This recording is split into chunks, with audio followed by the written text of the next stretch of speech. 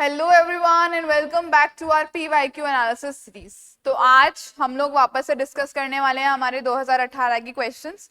ठीक है, इससे पहले वाले वीडियोस आई होप आप लोगों ने देखे होंगे, तो उसमें आपको एक ट्रेंड का पता चल ही जाएगा। ठीक है, ट्रेंड पता करना जरूरी है, हर वीडियो में आपको मैं यही बोलती हूँ। तो शुरू करते हैं आज हमारे पहले क्वेश्चन से। So our first question for the day is this. क्या बोल रहा है question? Who among the following has held the post of protem speaker, speaker and deputy speaker of Rajasthan legislative assembly. अब एक कीवर्ड है यहाँ पर आंसर डिस्कस करने से। आंसर तो बहुत डायरेक्ट है, हमें पता है, लेकिन आंसर डिस्कस करने से पहले हम लोग एक बार डिस्कस करते हैं इस कीवर्ड को। स्पीकर सबको पता है क्या होता है, डेप्यूटी स्पीकर भी सबको पता है क्या होता है। ठीक है, प्रोटेम स्पीकर क्या होता है? Who is a pro tem speaker? तो प्रोटेम स्पीकर पता है, जब आपकी असेंबली जो है न्यूली इलेक्ट होकर आती है, ठीक है, जब आपकी स्टेट जो लेजिस्लेटिव असेंबली इलेक्शंस हुए, नई सरकार बनी, ठीक है, किसी गवर्नमेंट किसी पॉलिटिकल पार्टी ने मेजोरिटी से अपनी सरकार बना ली, नई सरकार बनी। नई सरकार बनने के बाद इलेक्शंस होने के बाद फ्रेश आपकी जो स्टेट लेजिस्लेटिव असेंबली है वो बैठती है, राइट, उसका फर्स्ट सेशन होता है। तो उस फर्स्ट सेशन के अंदर, ठीक है, उस फर्स्ट सेशन के अंदर जो आदमी प्रिसाइड करता है over the meetings of the house, the person who presides over the meetings of the house, he is called as pro tem speaker. क्या बोलते हैं उसको? pro tem speaker। अब आप बोलोगे कि मैडम ये प्रो टेम का मतलब क्या है? तो बेसिकली प्रोटेम जो है ना, वो एक लैटिन वर्ड से निकला है। ठीक है, प्रोटेम जो है एक लैटिन वर्ड से निकला है, ठीक है, जिसका मतलब क्या होता है? That for a brief period of time. Okay, for a brief period of time, protem का मतलब ये होता है। अब प्रोटेम स्पीकर को अपॉइंट कौन करता है? आपकी जो राजस्थान लेजिस्लेटिव असेंबली है उसमें प्रोटेम स्पीकर को कौन अपॉइंट करेगा?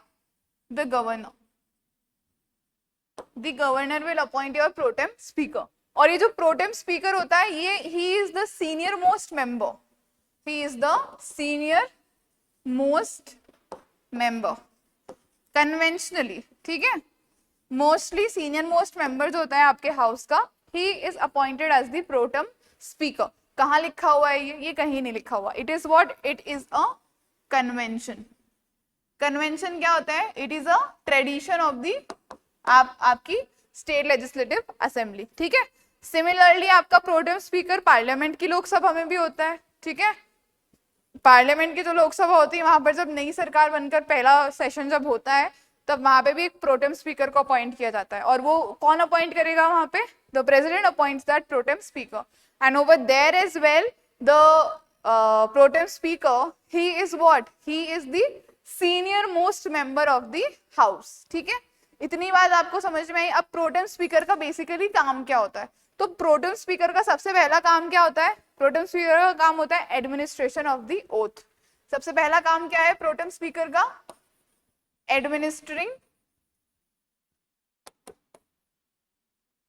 Administration of oath. सारे जितने भी मेंबर्स होते हैं हाउस के, वो ओथ लेते हैं सबसे पहले सेशन के अंदर, that I will abide by the provisions of the constitution and all and I will serve the nation और ये सब कुछ, राइट? तो वो क्या लेते हैं? अपनी शपथ ग्रहण करते हैं। तो वो जो पूरा कार्यक्रम होता है, ठीक है, जो ओथ टेकिंग सेरेमनी होती है पूरी, उसको एडमिनिस्टर कौन करता है? उसको ओवरलुक कौन करता है? It is done by your pro tem speaker. ठीक है, उसके अलावा दूसरा फंक्शन क्या है इसका? Presiding over the first session. He presides over first session. जो आपका पार्लियामेंट का फर्स्ट सेशन होता है, या आपकी स्टेट लेजिस्लेटिव असेंबली का जो फर्स्ट सेशन होता है, उसके ऊपर कौन प्रिसाइड करता है? The protem speaker presides over this first session. ठीक है, उसके बाद प्रोटेम स्पीकर तो कितने ब्रीफ टाइम के लिए बना है, right, for the first assembly session. उसके बाद प्रोटेम स्पीकर का एक और काम होता है, he also presides over presides over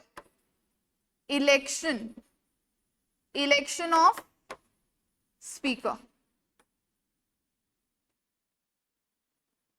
ठीक है, जो अब नया स्पीकर तो इलेक्ट करना पड़ेगा ना हाउस के लिए, राइट? तो जो स्पीकर के इलेक्शंस होते हैं, ही कंडक्ट्स दैट पर्टिकुलर इलेक्शन, वो इलेक्शन ये प्रोटेम स्पीकर कंडक्ट करवाते हैं। और चौथा एक और फंक्शन हो सकता है, कभी कभी क्या होता है, कभी कभी एक हमें फ्लोर टेस्ट करना पड़ता है, तो ये फ्लोर टेस्ट भी ये कंडक्ट करवाते हैं। He also conducts the floor test. Floor test क्या होता है? फ्लोर टेस्ट का मतलब होता है, अगर इस प्रोटेम स्पीकर को लग रहा है कि यार इस पार्टी के पास में मेजॉरिटी नहीं है, फॉर एग्जाम्पल कोई पॉलिटिकल पार्टी है, किसी भी एक सिनेरियो लेते हैं हम जहां पर किसी भी पॉलिटिकल पार्टी को इतनी सीट्स नहीं मिली हैं कि वो सरकार बना पाए, ठीक है, बट अब कोलिशन गवर्नमेंट बन रही है। क्या बन रही है? कोलिशन गवर्नमेंट बन रही है, गठबंधन की सरकार आपकी बन रही है, ठीक है। सो उस केस के अंदर if the protem speaker feels that if this person is claiming to make government, लेकिन प्रोटेम स्पीकर को लग रहा है कि नहीं यार ये गवर्नमेंट नहीं बना पाएंगे, इनके पास इनफ सीट्स नहीं है, तो उस टाइम के ऊपर जो मेजॉरिटी गवर्नमेंट है, ठीक है, या मेजॉरिटी पार्टी है, उसकी मेजॉरिटी को चेक करने के लिए एक फ्लोर टेस्ट किया जाता है। क्या किया जाता है? फ्लोर टेस्ट किया जाता है, ठीक है। तो अगर किसी भी गवर्नमेंट की मेजॉरिटी को टेस्ट करना है या किसी भी गवर्नमेंट को अपनी मेजॉरिटी प्रूव करनी है, ठीक है, तो उसके लिए क्या करा जाता है? फ्लोर टेस्ट करा जाता है। और कौन कंडक्ट करता है ये फ्लोर टेस्ट? आपका प्रोटेम स्पीकर। तो I hope you have understood what is a pro tem speaker and what are his functions, that why he is exactly made. और कौन उनको अपॉइंट करता है? आपका गवर्नर अपॉइंट करता है। और कौन होता है ये pro tem speaker? Pro tem speaker is your senior most member of the house. किसके थ्रू है ये? एक कन्वेंशन बना हुआ है कि भाई सीनियर मोस्ट मेंबर जो होता है उसी को हम बनाते हैं pro tem speaker. I hope you have understood what pro tem speaker is. अब आते हैं हम हमारे क्वेश्चन की तरफ। क्वेश्चन क्या बोल रहा है कि इनमें से कौन वो एक इंसान है जिन्होंने प्रोटेम स्पीकर, स्पीकर और डेप्यूटी स्पीकर तीनों ऑफिसेस के अंदर अपना भूमिका निभाई है, ठीक है।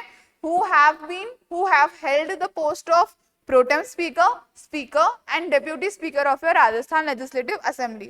So there was only one person, Poonam चंद बिश्नोई, ठीक है। पूनम चंद बिश्नोई जो है उन्होंने जो है एज स्पीकर भी काम किया है आपकी राजस्थान लेजिस्लेटिव असेंबली में, okay, and as your pro tem speaker भी, और as your what? As your deputy speaker as well, ठीक। प्रोटेम स्पीकर जो है ये सेवरल टाइम्स रही हैं, ठीक है। 1967 और 1990 मुझे रफली याद आ रहा है, alright. So she has been a pro tem speaker for multiple times. Other than that, she has been a speaker from 1980 to 1985, ठीक है। जो हमारी 1980 to 1985 का जो ये पीरियड रहा था, during this period she was the speaker of Rajasthan Legislative Assembly. Other than that, she has held the office of deputy speaker from 1967 to 72. Deputy speaker 1967 to 1972. She has held the office of deputy speaker. I hope you have understood this question कि pro tem speaker क्या होता है, speaker और deputy speaker तो आप लोगों को पता होगा ही, ठीक है। जो भी हाउस का बिजनेस होता है वो कौन कंडक्ट कराता है? आपका स्पीकर कंडक्ट कराता है, ऑलराइट। मूविंग ऑन हमारे नेक्स्ट क्वेश्चन की तरफ।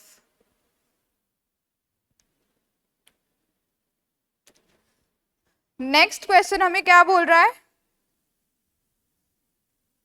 Which of the following statements are correct in reference to rule of procedure for motion for adjournment on matter of public importance in Rajasthan Legislative Assembly? मतलब rules of procedure के अंदर जो motion for adjournment है on matter of what? Public importance, उसके लिए इन Rajasthan assembly इनमें से कौन सी स्टेटमेंट क्या है? करेक्ट है, ठीक है। आप सबको पता है that there are various kind of motions, ठीक है। तो तो एक इनमें से होता है आपका motion for adjournment, motion for adjournment in your Rajasthan legislative assembly, ठीक है।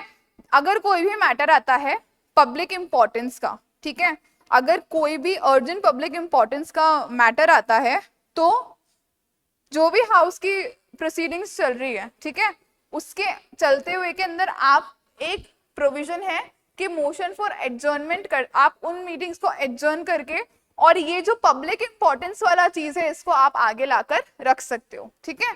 So this is a kind of motion in your Rajasthan legislative assembly. अब वो क्या पूछ रहा है कि इससे रिलेटेड, इस पर्टिकुलर प्रोविजन से रिलेटेड इनमें से कौन सी स्टेटमेंट्स जो है वो क्या है आपकी करेक्ट है, ठीक है। सबसे पहले हम लोग स्टेटमेंट्स पढ़ लेते हैं। The speaker's consent is necessary to make motion. As we have discussed in our prior question कि जो भी हाउस की प्रोसीडिंग्स होती हैं, जो भी हाउस का वर्क होता है, all is done under the supervision of whom? Under the supervision of your speaker. तो अगर इस तरीके का कोई भी motion of adjournment for public importance लेकर आना है तो स्पीकर का कंसेंट तो बहुत ज्यादा जरूरी है, yes और no? अगर स्पीकर का कंसेंट प्रायरली नहीं लेंगे तो ये चीज आप नहीं लेकर आ सकते हो, okay. So a prior consent of the speaker in this kind of matter, in a motion of adjournment for public importance, for a matter of public importance is important. So this statement is absolutely correct. Why? Because a prior consent of the speaker is required, ठीक है। Then second option आपका वो क्या है? The motion shall raise a question of privilege. क्या बोल रहा है ये कि a motion must, the motion shall raise a question of privilege. But do you think any such kind of motion, ठीक है, वो किसी भी क्या बोलते हैं क्वेश्चन ऑफ प्रिविलेज को वो करता है? पब्लिक इंपॉर्टेंस और प्रिविलेज दो बहुत अलग अलग बातें हैं, ठीक है। प्रिविलेज जो यहाँ पर ऑलरेडी मेंशन है, the question of privilege is different and the matter of public importance is different. This we are doing for what? For public interest. And privilege is something which goes in a negative tone, but public importance is something which is in a positive tone. So जब भी adjournment motion होगा for public importance, so it will never be counted as a question of privilege, ठीक है। So the motion will not rise as a question of privilege because it is something very different, and over here we are talking for public interest, right? So this statement is wrong, okay. First statement हमारी correct है absolutely and this statement is wrong. Next statement देखते हैं. The motion shall be restricted to a specific matter of recent occurrence. Yes of course, कोई भी matter of public importance होगा वो कोई ऐसा ही मैटर होगा ना जो अभी रिसेंटली अकर हुआ है कि भाई ये अभी अभी हुआ है और इसके ऊपर बात होना बहुत ज्यादा जरूरी है, इसके ऊपर डिस्कशन होना बहुत ज्यादा जरूरी है. So this statement is absolutely correct कि the motion shall be restricted, ठीक है, to a specific matter, ठीक है, to a specific matter that has happened very recently, जो बहुत ज्यादा recently occur हुआ है. So this statement is absolutely correct, ठीक है. Next statement देखते हैं. Not more than one such motions, not more than one such motion shall be made at the same sitting. मतलब एक से ज्यादा ऐसा मोशन सेम सिटिंग के अंदर नहीं बनना चाहिए. मतलब अगर एक सिटिंग हो रही है आपकी स्टेट लेजिस्लेटिव असेंबली की तो उस सिटिंग के अंदर एक से ज्यादा आपके मोशन ऑफ किसके, motion of adjournment for public importance नहीं हो सकता, एक ही होना चाहिए. This statement is also correct. So your correct statements are first, third and fourth. Second statement is incorrect. तो आपके सही कोड क्या हो गया? First, third and fourth. Option number 3 is your correct answer. I hope you people have understood. I hope you people have understood it. आगे चलते हैं हमारे नेक्स्ट क्वेश्चन की तरफ. Okay, so let's see the next question. Next question says that under the constitutional provision on a bill, recommendation of the governor was required. ठीक है, एक यहाँ पर सिचुएशन दी गई है आपको. क्या बोल रहा है ये कि कॉन्स्टिट्यूशनल प्रोविजन के हिसाब से, ठीक है, उस बिल के लिए जो आपका गवर्नर है उनकी क्या प्रायर रिकमेंडेशन रिक्वायर्ड थी, ठीक है. But without recommendation of governor it was introduced in Rajasthan legislative assembly and passed by it and sent to the governor. मतलब क्या बोल रहा है question, that there are certain kinds of bill, जैसे कि आपके मनी बिल्स हो गए, उसमें आपको गवर्नर की हाउस में उसको इंट्रोड्यूस करने से पहले, लेजिस्लेटिव असेंबली में इंट्रोड्यूस करने से पहले उसके अंदर गवर्नर की रिकमेंडेशन जरूरी होती है, ठीक है. उसके अंदर गवर्नर की प्रायर रिकमेंडेशन होना बहुत ज्यादा इंपॉर्टेंट होता है.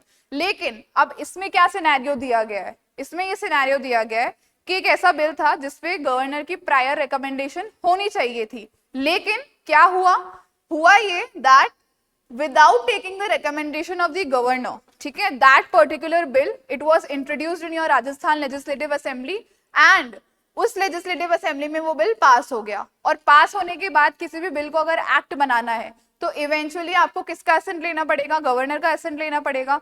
तो after that bill was passed from your legislative assembly it was sent eventually back to the governor. अब इस सिनेरियो के अंदर गवर्नर क्या करेगा, इन चारों स्टेटमेंट्स में से जो यहाँ पर दी हुई है सबसे अप्रोप्रिएट स्टेटमेंट कौन सी लग रही है आपको. हम पढ़ते हैं चारों statement and then we'll try to figure out. Where assent to that act was given by the governor shall not be invalid. मतलब अगर सपोज करो गवर्नर उस पर्टिकुलर बिल को एसेंट दे देता है, ठीक है, तो वो बिल क्या होगा, इनवैलिड नहीं होगा. सही लग रही है ये स्टेटमेंट सुनने में कि हाँ भाई अगर उसकी रिकमेंडेशंस को नहीं लिया अपन ने और अगर उसके ऊपर एसेंट मिल जाता है तो that particular bill will not be what, will not be invalid. Okay, next statement पढ़ते हैं हम. नेक्स्ट स्टेटमेंट पढ़ते हैं. The governor can refuse to assent on the ground of violation of constitutional provisions. He cannot do that. ठीक है, he cannot do that. Why? Because such kind of bills are what? Money bills होते हैं वो, ठीक है, तो उसको assent तो देना पड़ेगा. So this statement proves to be what? Wrong, right? आगे चलते हैं. The governor will send such a bill to the assent of the president. जरूरी तो नहीं है that the governor will send such a bill to the assent of the president. And why will he send such kind of bill to the assent of the president? ठीक है, so this statement also proves to be what? This statement is also not correct. ठीक है, जरूरी नहीं है ना कि governor उस बिल को सेंड करे, एसेंट दे सकता है वो, और वो एसेंट क्या होगा, इनवैलिड भी नहीं होगा. नेक्स्ट स्टेटमेंट देखते हैं. द गवर्नर और the president assents it, then the court will declare it unconstitutional. Court का तो यहाँ पर कोई लेना देना ही नहीं है. Yes or no? It is a legislative work and court का there is a division of power ना. हमारे यहाँ पर separation of powers भी तो है. लेजिस्लेचर का काम क्या है, बिल्स को बनाना. अगर वो अनकॉन्स्टिट्यूशनल होगा, ठीक है, तो वो बाद की बात है. लेकिन जब गवर्नर ने उस चीज को एसेंट दे दिया है, when the governor himself has given assent to that particular thing, then it cannot be unconstitutional, right? So this statement is also what? This statement is also wrong. So a correct statement जो इन सब में से सबसे correct लग रही है हमें, वो है हमारी statement number 1. So I hope you people have understood that how you need to tackle this kind of questions. ठीक है, 2018 के इसी के साथ में आपके सारे जितने भी क्वेश्चंस आए हैं राजस्थान पॉलिटी से रिलेटेड, वो सारे कंप्लीट हो गए हैं. ठीक है, so this was all about your Rajasthan polity के क्वेश्चंस फॉर 2018. नेक्स्ट वीडियो के अंदर I try to cover the उससे पहले वाले जो क्वेश्चंस आए हैं उसके, and then we will switch to some other subject. Till then keep studying, keep working hard, and all the very best. Thank you so much.